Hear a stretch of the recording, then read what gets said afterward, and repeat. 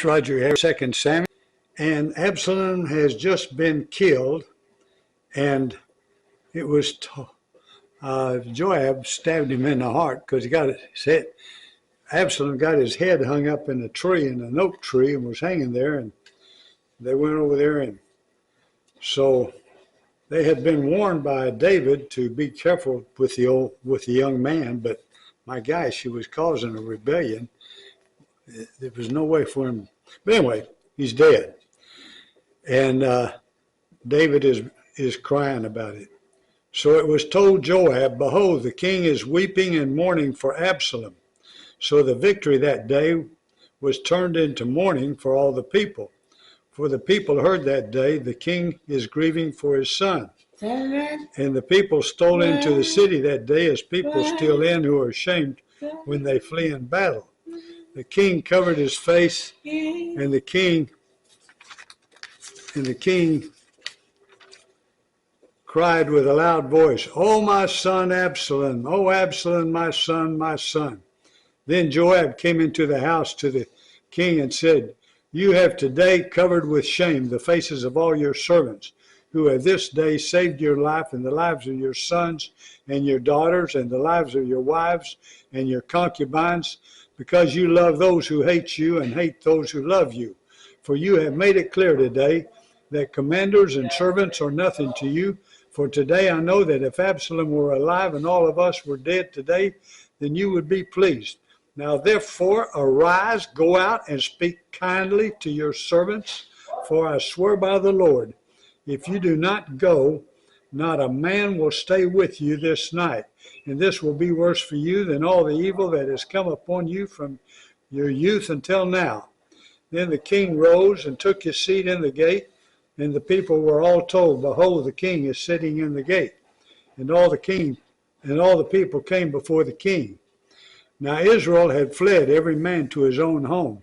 And all the people were arguing throughout all the tribes of Israel, saying, "The king delivered us from the land of our enemies and saved us from the land of the Philistines, and now he has fled out of the land from Absalom. But Absalom, who we anointed over us, is dead in battle.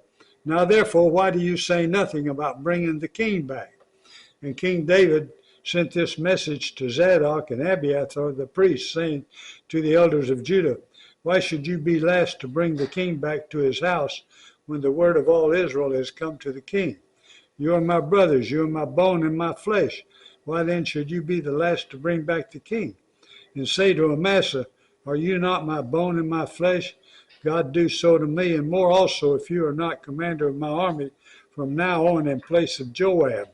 And he swayed the heart of all the men of Judah as one man, so that they sent word to the king, "Return, both you and all your servants."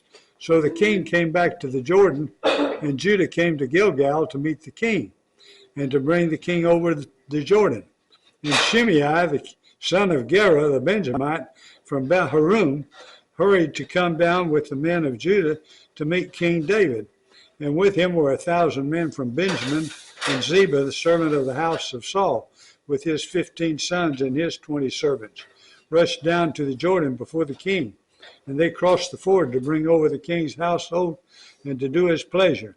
And Shimei, the son of Gera, fell down before the king as he was about to cross the Jordan, and said to the king, "Let not my lord hold me guilty, or remember how your servant did wrong on the day my lord the king left Jerusalem.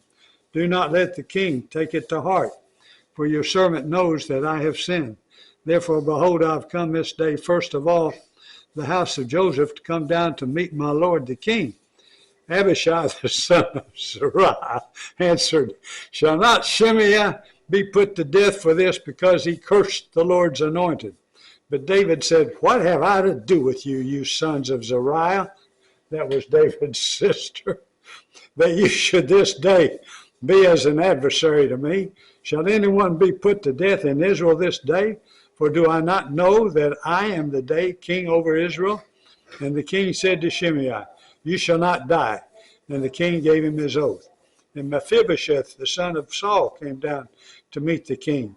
He had neither taken care of his feet, nor trimmed his beard, nor washed his clothes from the day the king departed until the day he came back in safety. And when he came to Jerusalem to meet the king said to him, Why did you not go with me, Mephibosheth?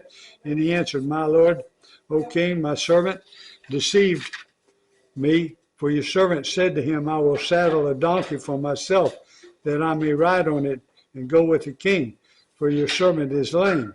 He has slandered your servant to my lord the king. But my lord the king is like the angel of God. Do therefore what seems good to you. For all my father's house were but men doomed to death before my lord the king. But you set your servant among those who eat at your table. What further right have I then to cry to the king? And the king said to him, Why speak any more of your affairs? I have decided, you and Ziba shall divide the land. And Mephibosheth said to the king, Oh, let him take it all, since my lord the king has come safely home. Now Barzillai the Gileadite had come down from Jerusalem, and he went on with the king to the Jordan, to escort him over the Jordan. Barzillai was a very aged man, 80 years old. He had provided the king with food while he stayed at Mahanaim, for he was a very wealthy man. And the king said to Barzillai, Come over with me, and I will provide for you with me in Jerusalem. But Barzillai said to the king, How many years have I still to live, that I should go up with the king to Jerusalem? I am this day 80 years old. Can I discern what is pleasant and what is not?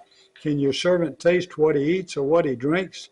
Can I still listen to the voice of singing men and singing women? Why then should your servant be an added burden to my lord the king?